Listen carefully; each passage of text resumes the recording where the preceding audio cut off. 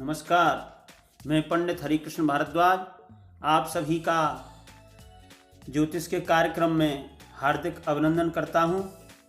जिस प्रकार आप सभी दर्शकों का इस ज्योतिष के कार्यक्रम में प्रेम और स्नेह मिल रहा है, उस सभी का मैं हृदय से आभार व्यक्त करता हूं। पिछले वीडियो में हमने चर्चा की ग्रहों के भावों के कारक ग्रहों की। आज हम बहुत ही रोचक विषय लेकर प्रस्तुत हैं। कुंडली में विपरीत राजयोग किस प्रकार बनता है, बहुत महत्वपूर्ण चर्चा है और बहुत ही महत्वपूर्ण राजयोग है।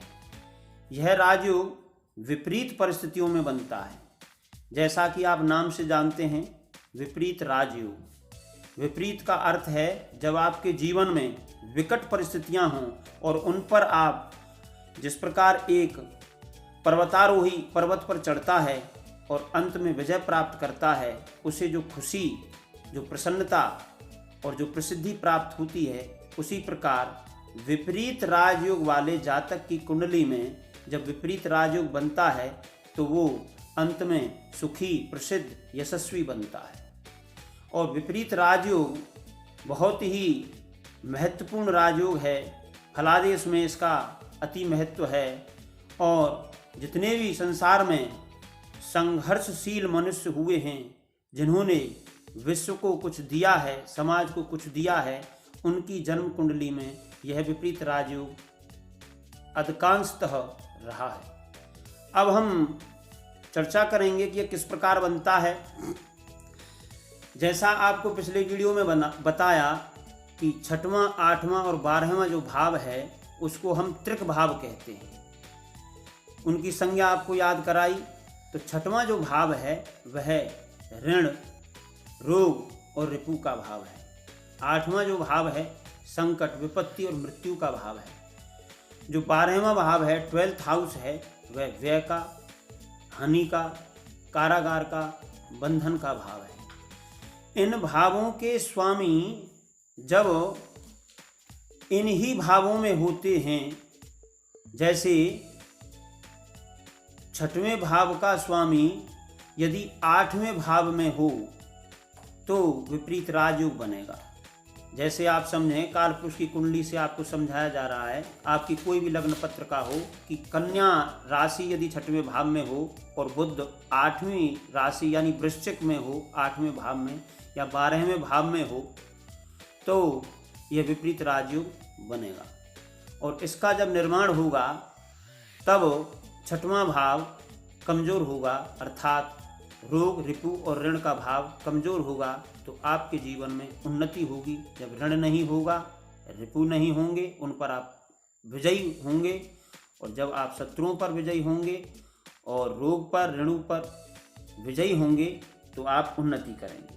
इसी प्रकार आप दूसरा उदाहरण समझें कि जब 8वें भाव का स्वामी, समझिए कि 8वें भाव में 8th हाउस का जो स्वामी है मंगल, यदि वह 6th हाउस में हो या 12वें भाव में 12th हाउस में यदि मंगल हो 8वें भाव का स्वामी हो करके, तो विपरीत राजयोग बनेगा। अर्थात मृत्यु का जो भाव है, संकट का जो भाव है, उसका लॉर्ड मंगल 6वें भाव में हो अथवा द्वादश भाव 12th हाउस में हो तो जो विपत्ति का संकट का भाव है उसका लॉर्ड जब कमज़ोर हो जाएगा तो आपके जीवन में उन्नति होगी। आप संकटों पर विजय प्राप्त करेंगे, विपत्ति पर विजय प्राप्त करेंगे। इस प्रकार यह विपरीत राजयोग बनता है।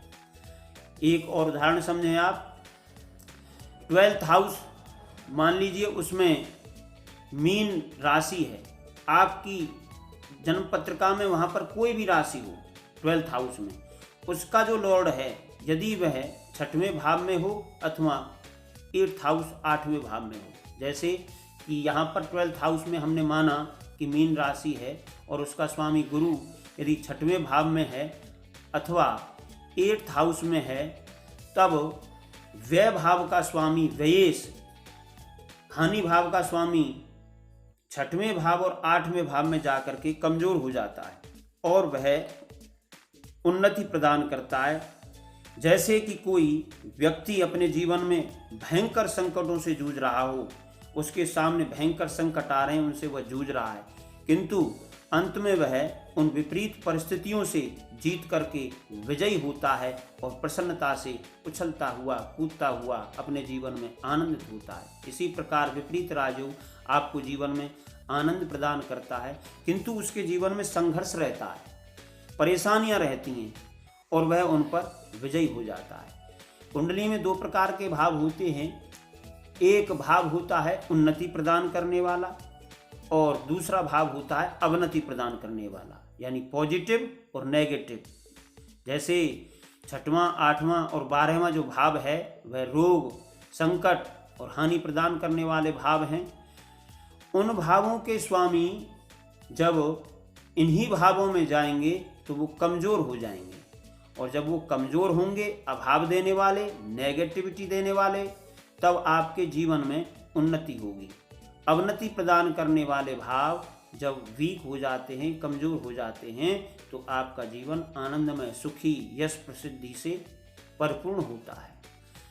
और इसमें जो विपरीत राजयोग ऋषियों ने नाम रखा है, इसीलिए रखा है कि उन व्यक्तियों के जीवन में इतना संघर्ष होता है कि वो उन संघर्षों से विजयी होकर के अंत में यशस्वी होते हैं। जैसे कि अब्राहम लिंकन, उन्होंने अपने जीवन में इतना संघर्ष किया कि बाल्यावस्था में उनके पास पुस्तकें नहीं थी पढ़ने के लिए। दूसरे बच्चों की वो पुस्तकों को पढ़ते थे और तुरंत उन्हें वह याद हो जाती थी। आश्चर्यचकित रह जाते थे उनके साथी। और उनकी जन्म कुंडली में आप देखिए, कुंभ लग्न की कुंडली है और 6th हाउस में कर्क राशि है। कर्क राशि के स्वामी चंद्रमा 12th हाउस में है मकर के होकर के। तो यहाँ पर विपरीत राजयोग बन रहा है और इसी विपरीत राजयोग ने उनको यशस्वी और राष्ट्रपति बनाया और संघर्ष करके उन्होंने अपने जीवन में हर उपलब्धि प्राप्त की। तो इस योग को आप बहुत ही महत्वपूर्ण समझें और इस पर आपकी कुंडली में है तो विचार करें। आपका जीवन अवश्य आनंदित और उन्नतिपूर्ण रहेगा। धन्यवाद, नमस्कार और आप सभी का बहुत बहुत